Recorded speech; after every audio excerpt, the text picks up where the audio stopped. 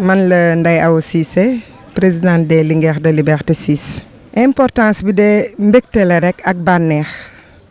parce que tey boo xoolee li fi nekk ci doomu aadama ci suba ba léegi nit ñi di dem nit ñi di dikk loolu bànneex mënu ko weesu kon loolu mooy wane ne sa askan dafa am lu nu soxla ndax li fi nekk tey mooy askan bi dañu am lu ñu soxla mooy faju dëkk bi metti na nit ñi sonn nañu tey façon cas boo gis rek ñun tey gis nañ ko fii ci école bi am na ñu indi seen ay rajo yu ñu leen bindal am ñu indi seen ay échographie yu ñu leen indil am ñu indi seen ECG yu ñu leen indil loolu day wane ne askan bi sonn nañ.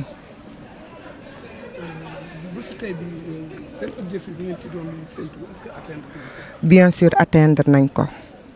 atteindre nañ ko bu baax a baax parce que atteindre ko mooy nit ñi ñëw faju ñu may leen garab moo tax bés bi li mu laajoon yëpp ñun kontaan nañ ci am na ko. li may ñaax population Liberté 6 du ma ne sax Liberté 6 parce que tey Liberté 6 rek nekk fi mën naa ne Sénégal a fi nekk parce que gis naa ñu jóge fu nekk ñu xoolaat ñu ubbiwaat seen bët ñu xoolaat bu baax a baax nag parce que lii mooy wane ne dëkk bi metti na non dëkk bi metti na li ma gis tey wane na ne askan bi dañoo soxla ndimbal ñun nag Linguère yi soxla nañ ndimbal de soxla nañ ko waaye tamit ay femmes yu am jom lañ ay femmes yoo xamante ni fu góor di teg seen tànk ñun ñoo ngi fay teg suñu tànk laaj na nag suñu kii dimbali ñu parce que tey manqué na autorité mais mën naa ne manqué wul autorité ñi war a def ñëwuñu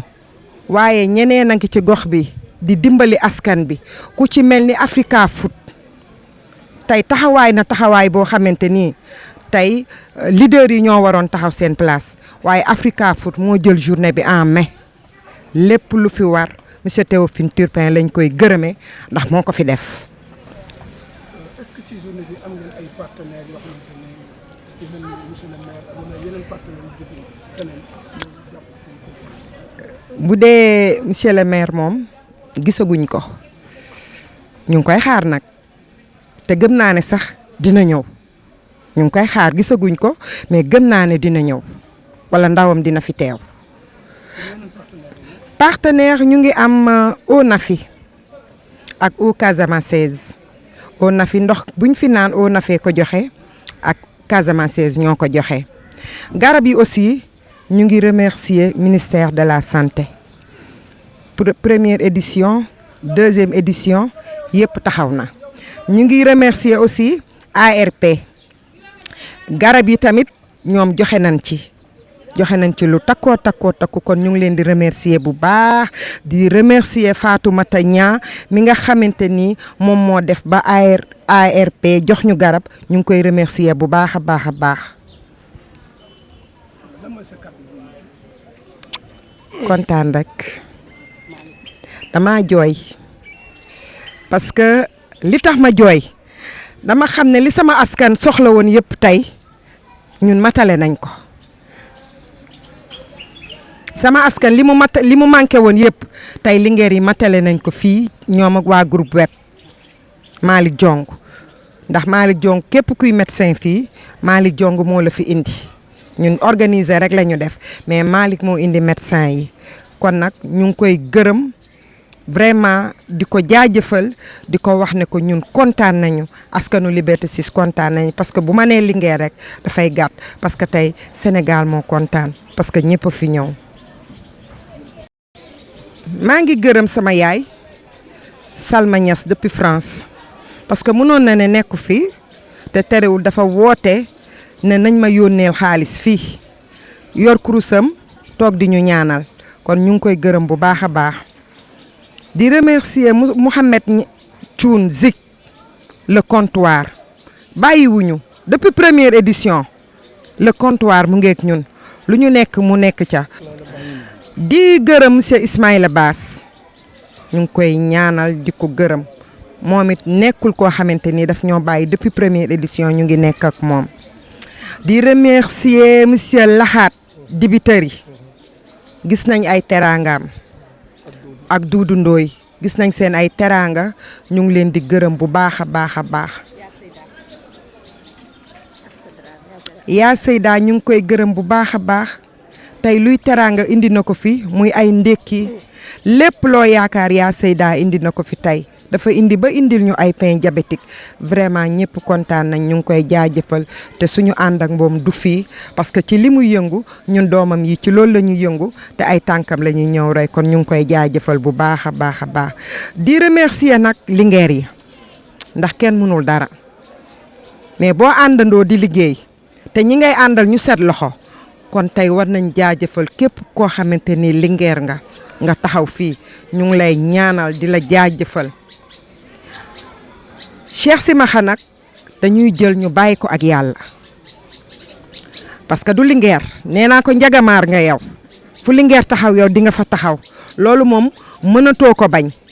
dañ koy bàyyi ak yàlla parce que lépp lu ñu ànd moom lañ ko àndal lépp lu ñu wax moom lañ ko waxal kon nag ñu ngi koy remercier bu baax a baax di remercier Mouhamed Wade di remercier El Hadj Simakha France la jóge bu ko neexoon mu ne dama ñëw vacances mais dafa boole dërëm ak ñaar dërëmam yëpp mu def ko ci kon nag ñu ngi leen di gërëm Mame Binta Simakha ñu ngi leen di gërëm bu baax a baax toute la famille Simakha ñu ngi leen di gërëm. Je me présente Cheikh Abou Simakha, conseiller municipal et membre responsable politique de And Jëf PADS et Ndiagamar de Linguère. Donc cette journée aujourd'hui, c'est une journée de consultation, c'est leur deuxième édition. Et c'est une journée très importante pour la population des SICAP, mais plus particulièrement aussi pour les Linguères. Parce qu'ils ont décidé de faire cette journée pour aider la population sénégalaise, surtout la population lambda des SICAPois. Parce qu'ils ont constaté qu'il y a beaucoup de personnes malades qui n'ont pas accès aux soins. Donc ils se sont dit pourquoi ne pas faire une consultation gratuite. Et après plusieurs réunions qu'ils ont fait ensemble, ils ont décidé de le faire. Et en même temps aussi, ils remercient également aussi la directrice de l'école qui les a cédé cet établissement pour qu'ils puissent faire leur consultation gratuite. Donc voilà, c'est une journée de consultation. On doit les féliciter et les encourager.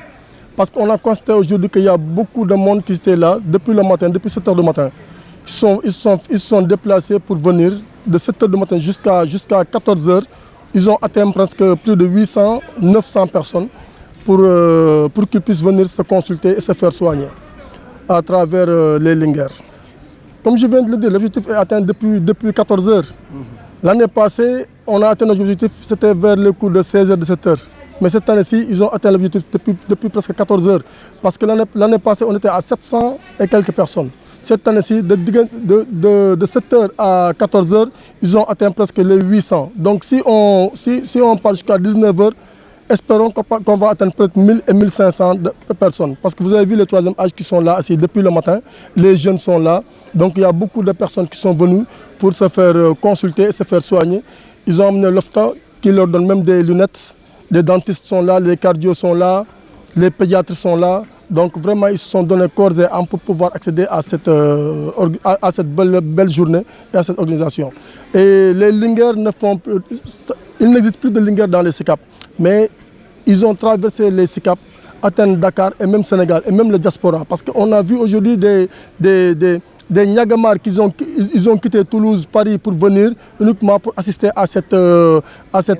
événement. Comme derrière moi, il y a déjà un Niagamar qui est derrière, qui vient de Paris pour venir assister. Et il y a sa femme aussi qui est infirmière. Elle a beaucoup contribué. Donc vraiment, on ne fait que remercier Dieu et dire au gouvernement qu'il est temps qu'il puisse tourner la tête vers les associations exemplaires comme les Linguères.